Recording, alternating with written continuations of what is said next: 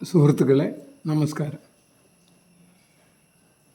ഇന്ന് ആരോഗ്യ സംരക്ഷണത്തെക്കുറിച്ചിട്ട്, അതായത് 22-ാം നൂറ്റാണ്ടിലുണ്ടാവുന്ന ആരോഗ്യ സംരക്ഷണത്തിലുള്ള വീക്ഷണത്തിലും ഉള്ള മാറ്റം, യുഗപരിവർത്തനം തന്നെ ഉണ്ടാവും എന്നതിനെക്കുറിച്ചിട്ടാണ് ഞാൻ സംസാരിക്കാൻ ഉദ്ദേശിച്ചിരുന്നത്. പക്ഷേ അതിൻ്റെ മുമ്പ് ഈ വന്ന പ്രതികരണങ്ങൾ അനുസരിച്ച് എന്തിനാണ് ഈ 22-ാം നൂറ്റാണ്ടിലെ കാര്യങ്ങൾ നമ്മൾ ആലോചിച്ചിട്ട് വിഷമിക്കുന്നു? നമ്മളെന്തിനാണ് അതിൽ കൈകാര്യം ചെയ്യുന്നത് എന്ന നമ്മളെ ഒരു സുഹൃത്ത്, ഒരു സൂഫിയായിട്ടുള്ള, അതായത് വളരെ ഉയർന്ന ചിന്താഗതിയുള്ള, ആത്മീയമായി വളരെ ഉന്നത തലത്തിൽ ഉള്ള ഒരാളായിട്ട് സംസാരിച്ചപ്പോൾ അദ്ദേഹം ചോദിച്ചു. അപ്പോൾ അതിന് എനിക്കുള്ള മറുപടി എന്താണെന്ന് വെച്ചാൽ, അതൊരു ശരിക്കും ഒരു ഫിലോസഫിക്കലായിട്ടുള്ള ചോദ്യമാണ്. അതിന് ഫിലോസഫിക്കലായിട്ടുള്ള ഉത്തരവും തന്നെയാണ് എനിക്കുള്ളത്. അതായത് സാധാരണ നമ്മളെ മനുഷ്യരെ സംബന്ധിച്ചിടത്തോളമൊക്കെ ഈ ഇന്ന് നിലവിലിരിക്കുന്ന വ്യവസ്ഥ എന്നും എല്ലാ കാലത്തും തുടരും എന്ന ഒരു അന്ധവിശ്വാസം രൂഢമൂലമായിട്ടുണ്ട്. അപ്പം അടുത്ത ദിവസം തന്നെ എൻ്റെ കൂടെ പഠിച്ചിരുന്ന ഒരു സുഹൃത്തുമായിട്ട്, അതായത് ഞങ്ങൾ 70കളിൽ തുടക്കത്തിൽ ഒരു ഇടതുപക്ഷ ചിന്താഗതി ഉണ്ടായിരുന്ന, മാത്രമല്ല നമ്മുടെ ഒരു സുഹൃത്തുമായിട്ട് ഇപ്പോൾ സംസാരിച്ചപ്പോൾ അദ്ദേഹം പറഞ്ഞു, ലോകം നന്നാവില്ല, ഒരിക്കലും നന്നാവാനുള്ള സാധ്യതയില്ല, ഒക്കെ ശരിക്കും വേണ്ടത് എല്ലാത്തിനും തച്ചുടച്ച് നക്സലുകളുടെ മാതൃകയാണ് നല്ലത്, മറ്റുള്ളതൊക്കെ അപകടമാണ്, അല്ല മറ്റുള്ളതൊന്നും ശരിയല്ല, എല്ലാവരും സ്വയം കാര്യങ്ങൾ നേടാൻ വേണ്ടിയിട്ടാണ് രാഷ്ട്രീയം തന്നെ നടക്കുന്നത്, അതുകൊണ്ട് തന്നെ രാഷ്ട്രീയം തന്നെ ശരിയല്ല എന്ന അഭിപ്രായം പറഞ്ഞു നിർത്തും. അപ്പോൾ എൻ്റെ അഭിപ്രായം എല്ലാം മാറിക്കൊണ്ടിരിക്കുകയാണ്. കാരണം മാറാത്ത യാതൊരു സാധനമില്ല ലോകത്ത്. ഇന്നിപ്പോൾ പട്ടിണി തന്നെ എത്രയോ കുറഞ്ഞു, സുഭിക്ഷത വളരെയധികം കൂടി. ഈ കേരളത്തിൽ പോലും അങ്ങനെയാണ്, ലോകത്ത് എല്ലായിടത്തും അങ്ങനെയാണ്. ഇപ്പോൾ ലോകത്ത് ഇന്ന് പട്ടിണി യഥാർത്ഥത്തിൽ അനുഭവിക്കുന്ന എണ്ണം മനുഷ്യ ചരിത്രത്തിൽ ഏറ്റവും കുറവായിരിക്കും. ഇത് അങ്ങനെ തന്നെയാണ് മാറിക്കൊണ്ടേയിരിക്കുന്നത്. അപ്പോൾ ഈ മാറ്റം എന്നത് ഉണ്ട് എന്നും, അതുകൊണ്ട് തന്നെ ഒരിക്കലും നമ്മൾ മോഹങ്ങൾ കൈവിടേണ്ട എന്നുള്ളതും സ്വപ്നം കാണേണ്ട, ഇതൊന്നും ശരിയാവില്ല എന്ന ആ ധാരണ നമ്മൾ മാറ്റേണ്ടതുണ്ട്. രണ്ടാമത്, ഇതൊക്കെ ഇങ്ങനെ തന്നെ നടക്കുള്ളൂ, ഒരു മാറ്റം ഉണ്ടാവില്ല എന്ന ഒരു അന്ധവിശ്വാസം രൂഢമൂലമായി സ്വാംശീകരിച്ച് എന്ത് വൃത്തികേടും ചെയ്യാം, എങ്ങനെ വേണമെങ്കിലും പണം സമ്പാദിക്കുക, സ്വാർത്ഥത, അതേപോലെ അസൂയ, കുനുട്ട്, ഇതുകൊണ്ടൊക്കെ തന്നെ സുഖമായിട്ട് പരമാവധി മറ്റുള്ളവരെ ചൂഷണം ചെയ്ത് മറ്റുള്ളവരെ അവഗണിച്ചുകൊണ്ടും പ്രവർത്തിക്കാം എന്ന ആ ബോധത്തിനും ഇനി വരുന്ന കാലഘട്ടത്തിൽ മാറ്റം ഉണ്ടാവുന്നു എന്ന് അറിയുന്നത് നല്ലതാണ് എന്ന ഒരു വിശ്വാസമുണ്ട്. അതായത് ഞാൻ പറയാൻ ശ്രമിക്കുന്നത് നിലവിലിരിക്കുന്ന ശാസ്ത്ര നിഗമനങ്ങൾക്ക് അടിത്തറയിലാണ്. അതിൽ ഒരുപക്ഷെ തെറ്റുണ്ടാവാം, പക്ഷെ ശരിയാണെങ്കിൽ ഇങ്ങനെയാണ് കാര്യങ്ങൾ നീങ്ങുന്നത്. അങ്ങനെയെങ്കിൽ ഇപ്പോൾ നമ്മൾ ചെയ്യുന്ന അന്ധവിശ്വാസവും അനാചാരങ്ങളും കൊണ്ട് നമ്മളിപ്പോൾ ചെയ്യുന്ന സ്വാർത്ഥപൂർണമായ സ്വകാര്യ സ്വത്ത് അഭൂതപൂർവമായി സമ്പാദിച്ച് കൂട്ടുന്നതും അല്ലെങ്കിൽ മറ്റുള്ളവർ ഈ സാമൂഹ്യ വിരുദ്ധമായ എന്ത് പ്രവർത്തനം നടത്തുന്നതും ശരിയല്ല എന്ന് തോന്നാൻ ഇത് ഉപകാരപ്പെടും എന്ന് വിശ്വസിച്ചിട്ടാണ്. പിന്നെ രണ്ടാമതായിട്ടുണ്ടായിരുന്ന ചോദ്യം, എന്തിനാണ് ഇത്രയും വലിയ ഈ ലോകത്തിൻ്റെ സ്പന്ദനങ്ങളെക്കുറിച്ചിട്ട് മാറ്റങ്ങളെക്കുറിച്ചിട്ടുള്ള ഇത്രയും വലിയ കാര്യങ്ങളൊക്കെ മലയാളത്തിൽ എന്തിനാണ് നിങ്ങൾ വിടുന്നത്? അത് വിടുകയാണെങ്കിൽ വല്ല കൂടുതൽ റീച്ച് കിട്ടുന്ന ഇംഗ്ലീഷിലോ ഹിന്ദിയിലോ മറ്റോ വിട്ടുവിടും. അതിന് എനിക്കുള്ള ഉത്തരം എന്താ വെച്ചാൽ എൻ്റെ സ്വാർത്ഥ തന്നെയാണെന്ന് പറയാം. അതായത് എനിക്ക് എൻ്റെ മാതൃഭാഷയിലാണ്, അമ്മയുടെ ഭാഷയാണ്, ഉമ്മാൻ്റെ ഭാഷയാണ്, അതിലാണ് ഞാൻ അവതരിപ്പിക്കേണ്ടത്. ഇത് ശരിയാണെങ്കിൽ എന്തായാലും ഈ കാര്യങ്ങളൊക്കെ നടക്കുകയാണെങ്കിൽ ഇന്നല്ലെങ്കിൽ നാളെ ശരിയാണെന്ന് മനസ്സിലാവുകയും ഇത് പ്രവചിച്ചത് അല്ലെങ്കിൽ ഇത് ആദ്യമായി പറഞ്ഞത് ഇന്ന ആളാണെന്നും അത് മലയാള ഭാഷയിലാണ് എന്നും വരണം എന്നാണ് എൻ്റെ അഭിപ്രായം. അതായത് മലയാള ഭാഷയിൽ മാത്രമല്ല, എല്ലാ ഭാഷയും നല്ലത് തന്നെയാണ്, യാതൊരു സംശയമില്ല. മാത്രമല്ല മലയാള ഭാഷയ്ക്ക് മലയാള ഭാഷയുടേതായ റീച്ചേ ഉള്ളൂ. എന്നാലും മലയാളികൾ ലോകത്ത് ഏകദേശം എല്ലായിടങ്ങളിലുണ്ട്. അതുകൊണ്ട് തന്നെ ഇത് മെല്ലെ മെല്ലെ പടർന്നോളും. അങ്ങനെ പടരുന്നതിൽ ഇത് ശരിയാണെങ്കിൽ ഇത് ആദ്യമായി മലയാളത്തിലാണ് വന്നത് എന്ന് ലോകം തിരിച്ചറിയുന്ന കാലം ഈ മലയാളത്തിന് ഒരു ആത്മാഭിമാനം വിലയും ഉണ്ടാവും എന്ന് ഒരു ഉള്ളിൻ്റെ ഉള്ളിലുള്ള സ്വാർത്ഥമായ മോഹം ഉള്ളതുകൊണ്ടാണെന്ന് പറയാം. മൂന്നാമതായിട്ട് പറയാനുള്ളത്,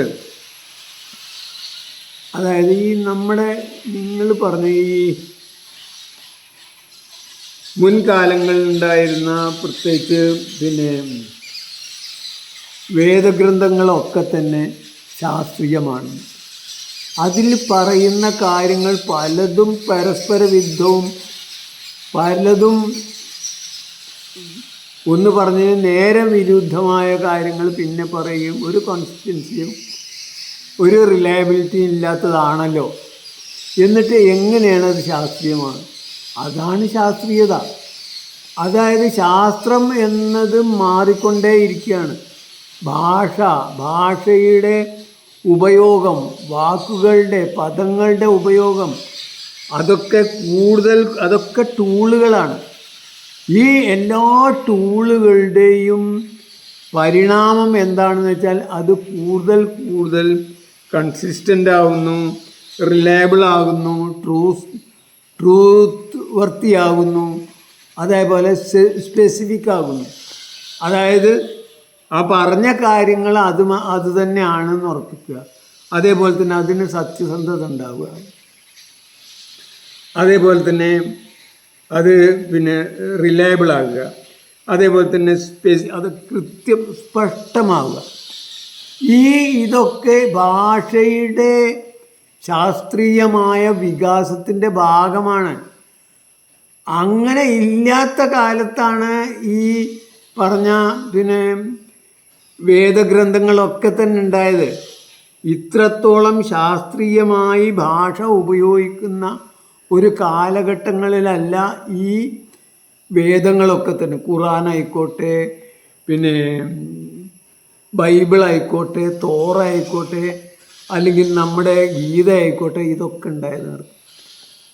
അപ്പോൾ ആ കാലഘട്ടത്തിൽ ആ സംസ്കാരത്തിൻ്റെ ഭാഷാ നൈപുണി ആ ഗ്രന്ഥങ്ങളിൽ, അതുണ്ടായ ഗ്രന്ഥങ്ങളിൽ സ്വാധീനിക്കും. അപ്പോൾ അതുകൊണ്ട് തന്നെ അത് പൂർണ്ണമായിട്ടും അത് തന്നെ ശരി, അതിനൊരു മാറ്റം ഉണ്ടാവരുത് എന്നതാണ് യഥാർത്ഥത്തിൽ പ്രകൃതി വിരുദ്ധവും അല്ലെങ്കിൽ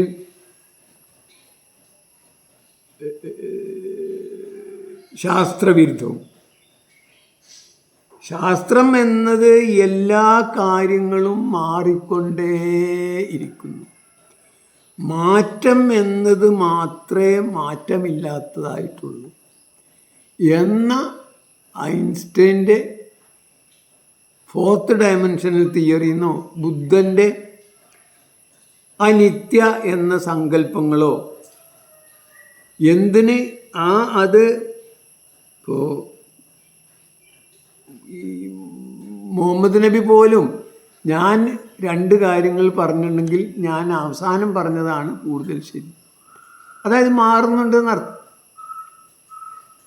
അതേപോലെ തന്നെ ഗാന്ധിജി തന്നെ വളരെ തുറന്ന് തന്നെ പറഞ്ഞിട്ടുണ്ട്, ഇത് ഞാൻ പറഞ്ഞതിൽ 2 അഭിപ്രായ വ്യത്യാസം അല്ലെങ്കിൽ പരസ്പര വിരുദ്ധത തോന്നുന്നുണ്ടെങ്കിൽ അവസാനം പറഞ്ഞാൽ നിങ്ങളെടുത്താൽ മതി. അത് മാറിക്കൊണ്ടിരിക്കുന്ന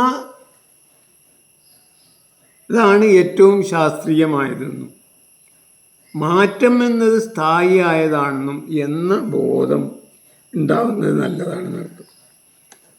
അപ്പോൾ ഈ കാര്യങ്ങൾ 3 പറഞ്ഞുകൊണ്ട് അടുത്തതായിട്ട് ഇനി നമ്മൾ ചികിത്സാ സമ്പ്രദായത്തിലേക്ക് കടക്കാം. ചികിത്സ എന്നത് യഥാർത്ഥത്തിൽ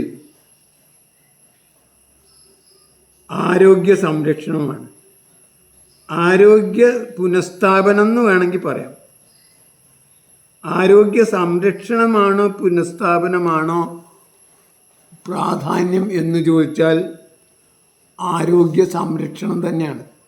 അപ്പോൾ അതുകൊണ്ട് തന്നെ ഇനി വരുന്ന കാലഘട്ടത്തിൽ ഹെൽത്ത് ഡിപ്പാർട്ട്മെൻറ്റ് എന്ന് പറഞ്ഞാൽ ഹെൽത്തിനെ യഥാർത്ഥ അർത്ഥത്തിലായിരിക്കും പരിഗണിക്കുക. ഹെൽത്ത് ഡിപ്പാർട്ട്മെൻറ്റ് ഹെൽത്ത് ഉണ്ടാക്കുന്ന ഡിപ്പാർട്ട്മെൻറ്റ്.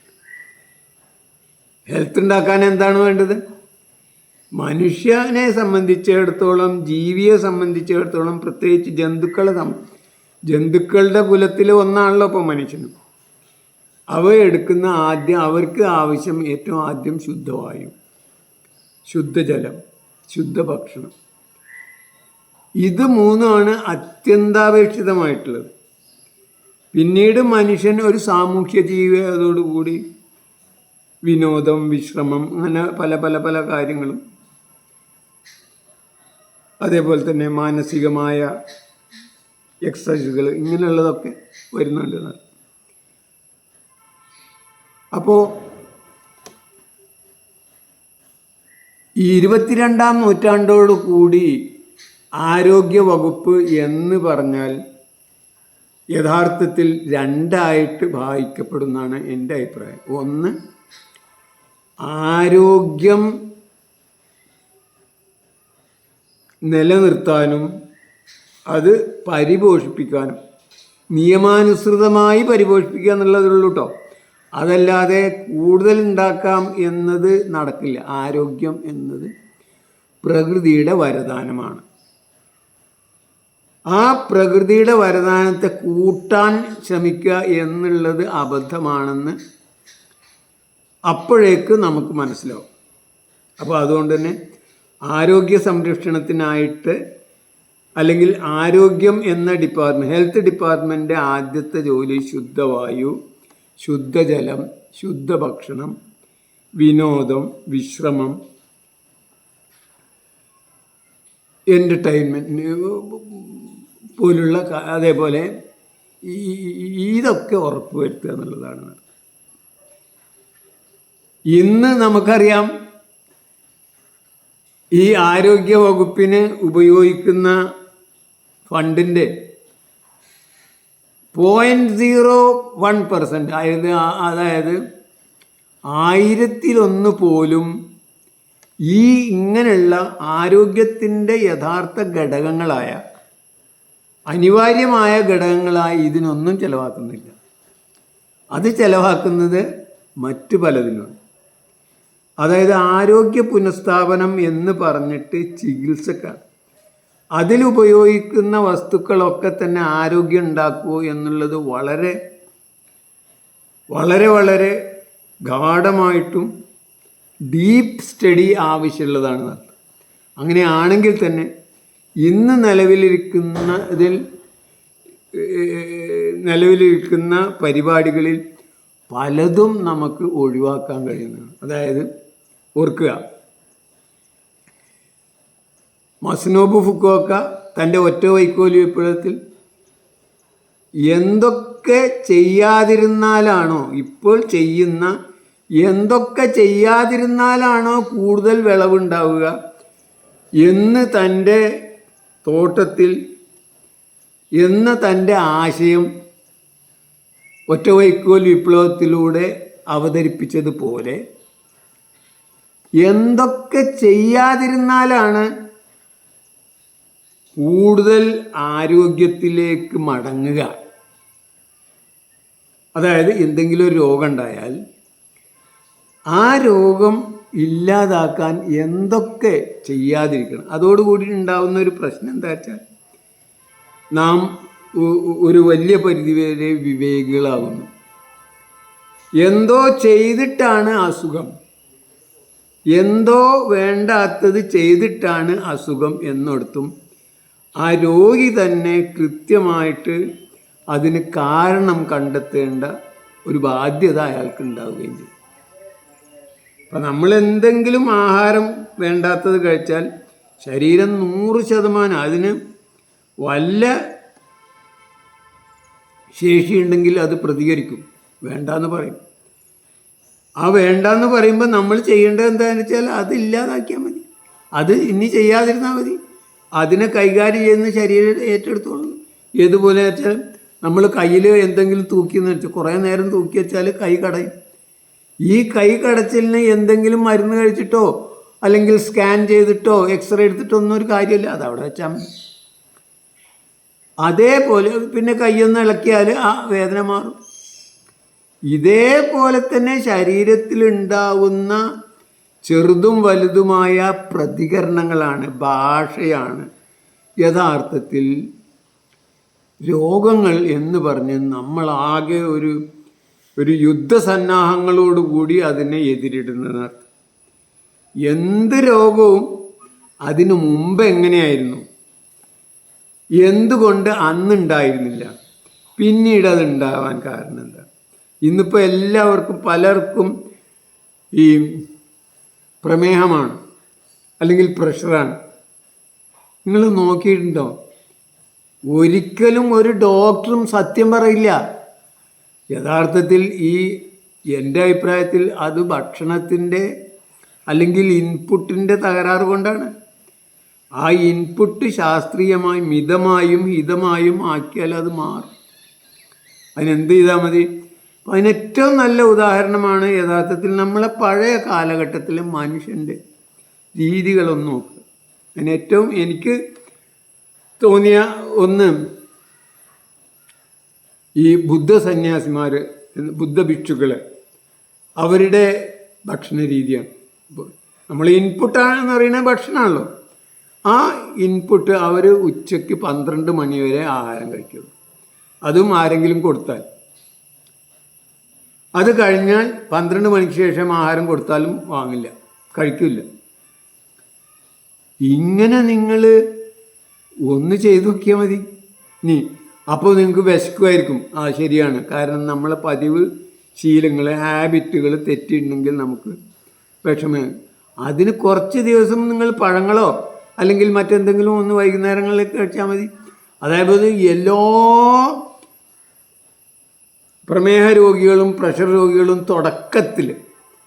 തുടക്കത്തിൽ അവരുടെ ഒരു മര്യാദ നമ്മുടെ ശരീരത്തിനോട് അങ്ങോട്ട് കാണിച്ചാൽ, അതായത് ഉച്ച വരെയുള്ള ആഹാരം കഴിച്ചാൽ മതി, ഉച്ചയ്ക്ക് ശേഷം ആഹാരം കഴിക്കാതിരിക്കുക. ഇനി വല്ലതും അത്യാവശ്യമാണെങ്കിൽ വല്ല ഇളനീര് വെള്ളമോ അല്ലെങ്കിൽ പിന്നെ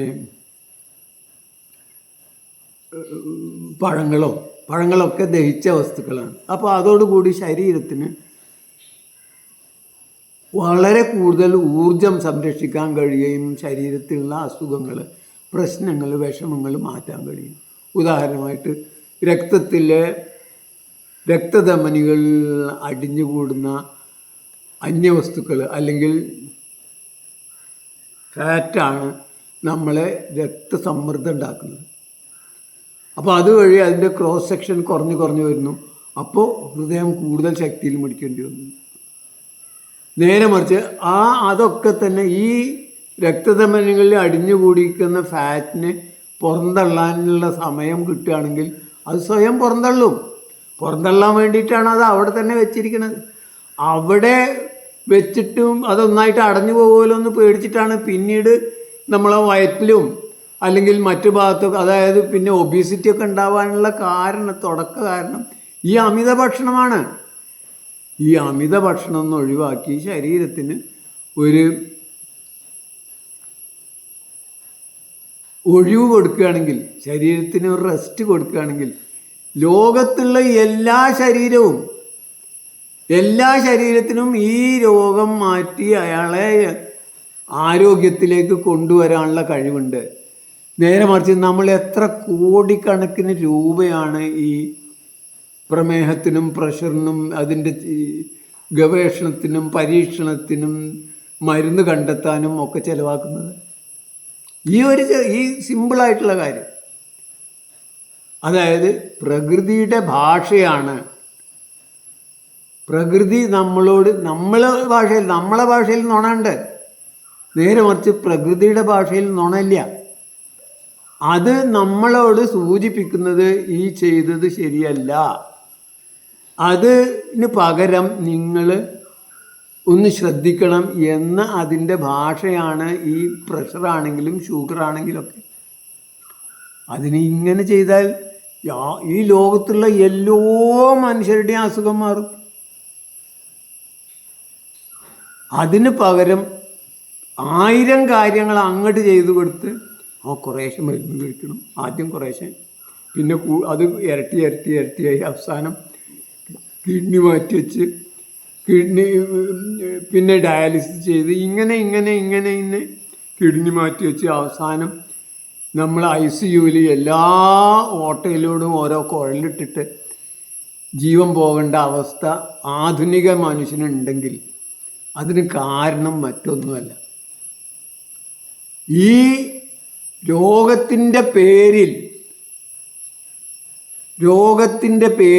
ദൈവത്തിൻ്റെ പേരിലുള്ള പോലെ രോഗത്തിൻ്റെ പേരിൽ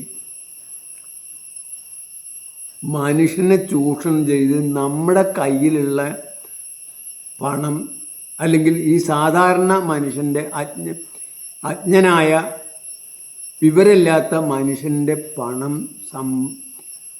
കയ്യിലാക്കുന്ന ഒരു പരിപാടിയാണ് എന്ന് പണ്ട് പുരോഹിതന്മാർ ചെയ്ത പോലെ ഇന്ന് ആധുനിക പുരോഹിതന്മാരാണ് പലപ്പോഴും നമ്മളെ ചികിത്സാ സമ്പ്രദായത്തിൻ്റെ മുന്നിലിരിക്കുന്നത്. നേരെ മറിച്ച് 22-ാം നൂറ്റാണ്ടോടുകൂടി ആരോഗ്യം എന്നതും ആരോഗ്യ പുനഃസ്ഥാപനം എന്നത് സ്വാഭാവികമായ ഒന്നാണെന്നും ചികിത്സ എന്നത് മറ്റൊരു ആംഗിളിൽ, മറ്റൊരു ദർശന രീതിയിൽ കണ്ട് അതിനെ കുറച്ചും കൂടി വിവേകപൂർവ്വം common sense approach for the restoration of health എന്ന് പറഞ്ഞാൽ വളരെ ചെറിയൊരു ബുക്കുണ്ട്, ഫെലിക്സ് ഓസ്ട്രീറ്റിൻ്റെ. മലയാളത്തിലേക്ക് അത് CP ഗംഗാധരൻ മാഷ് തർജ്ജമ ചെയ്തിട്ടുണ്ട്. ഗാന്ധി പീസ് ഫൗണ്ടേഷനോ മറ്റോ അത് ഇറക്കിയിട്ടുണ്ട്, 10 രൂപ. അതൊന്ന് വായിച്ചു നോക്കിയാൽ മതി.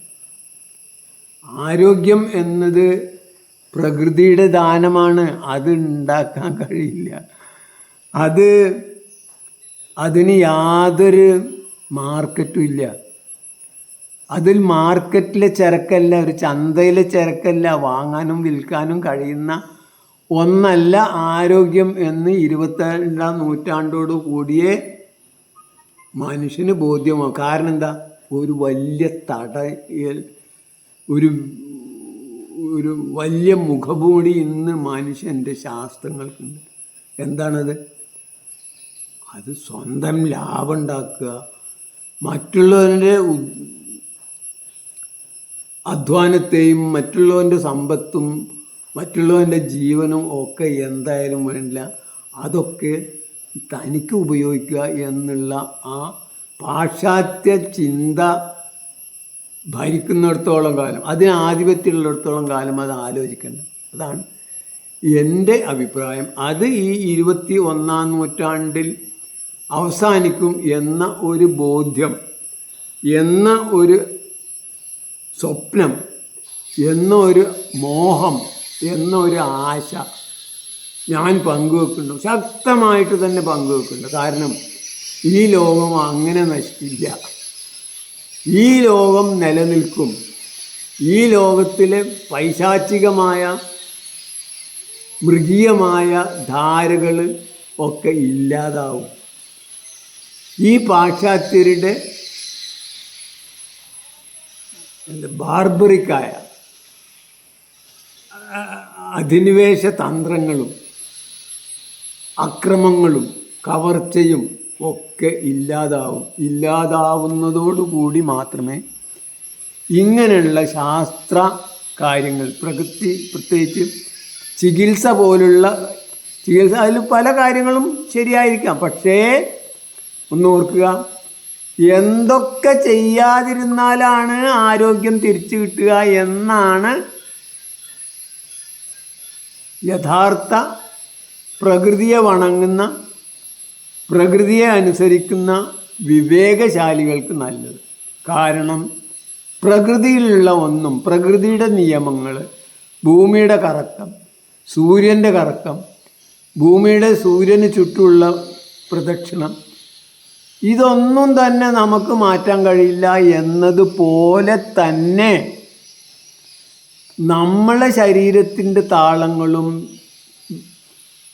ഭാഷയും അതിൻ്റെ രീതികളും ഒന്നും തന്നെ നമുക്ക് മാറ്റാനോ അല്ലെങ്കിൽ അതുകൊണ്ട് നമുക്ക് ലാഭം ഉണ്ടാക്കാനോ കഴിയുമെന്ന് വിചാരിക്കേണ്ട.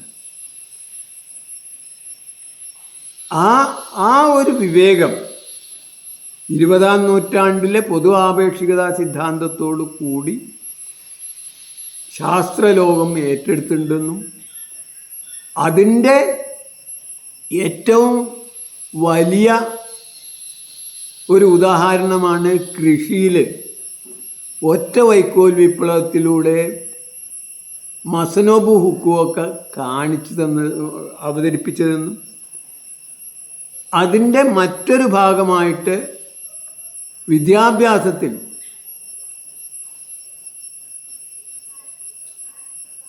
പഠിപ്പിക്കുക എന്നതല്ല, പഠിക്കുക എന്നുള്ളതാണ് യഥാർത്ഥത്തിൽ വേണ്ടതെന്നും അത് പഠിപ്പിക്കുക എന്നുള്ള ബാഹ്യ സമ്മർദ്ദങ്ങൾ ഇല്ലാതെ ആന്തരിക ചോദനകളെയും ആന്തരിക ശേഷികളെയും മനസ്സിലാക്കി വിവേകപൂർവം നീങ്ങുന്നതാണ് കൂടുതൽ നല്ല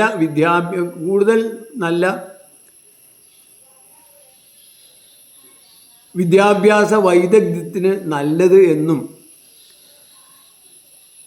അതേപോലെ തന്നെയാണ് ആരോഗ്യത്തിൻ്റെ ഗതിയും എന്നത് ഒന്ന് പറഞ്ഞു വെക്കുകയും അതിന് ലോകത്ത് എന്തൊക്കെ മാറ്റങ്ങളാണ്, എന്തൊക്കെ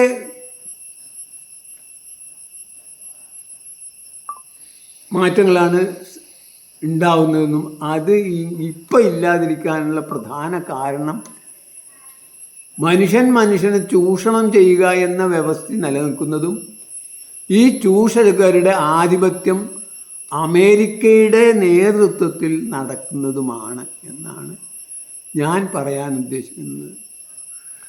എന്തായാലും ദയവ് ചെയ്തിട്ട് ഈ കാര്യങ്ങൾ സജീവമായൊരു ചർച്ചയാക്കി വെക്കുക. മലയാളത്തെ ഈ കാര്യങ്ങളൊക്കെ ഒരു വലിയ പരിധിവരെ ഇതായിരിക്കാം, ആയിക്കോട്ടെ. അതിൽ വല്ല ശരിയുമുണ്ടെങ്കിൽ അത് മലയാളത്തിൻ്റെ ചരിത്രത്തിൽ തങ്കലിപികളാൽ എഴുതപ്പെടാൻ സാധ്യതയുണ്ടെന്നും അതുകൊണ്ട് തന്നെ ഇതിൽ സംവാദം, നിങ്ങളുടേതായ അഭിപ്രായങ്ങൾ പരമാവധി ഷെയർ ചെയ്യണമെന്നും ഇത് പരമാവധി ശരിയാണെങ്കിൽ പരമാവധി നിങ്ങളുടെ സുഹൃത്തുക്കൾക്ക് ഷെയർ ചെയ്ത് കൊടുക്കണമെന്നും അങ്ങനെ നമ്മളെ അമ്മയോട്, നമ്മളെ മാതൃഭാഷയോടുള്ള നമ്മുടെ കടമ പൂർത്തീകരിക്കണമെന്നും അതുവഴി നമുക്ക് തല ഉയർത്തിപ്പിടിച്ച് ഇരിക്കാനുള്ള, മലയാളികളുടെ സ്വാഭിമാനം വർദ്ധിക്കാനുള്ള ഒരു പ്രക്രിയയുടെ ഭാഗമാകണമെന്നും വിനീതമായി അഭ്യർത്ഥിക്കുന്നു. പരമാവധി ഷെയർ ചെയ്യുക, കമൻ്റ് ചെയ്യുക, അഭിപ്രായങ്ങൾ പറയുക. ഇത്രയും പറഞ്ഞുകൊണ്ട് നിർത്തട്ടെ. ജയ് ഹിന്ദ്. എൻ്റെ ഈ വാക്കുകൾ കേട്ടിരുന്ന എല്ലാവരോടും ഒരിക്കൽ കൂടി നന്ദി പറഞ്ഞുകൊണ്ട് നിർത്തട്ടെ. നന്ദി, നമസ്കാരം. ജയ് ഹിന്ദ്. ജയ് ജഗത്, ജയ് ജീവൻ.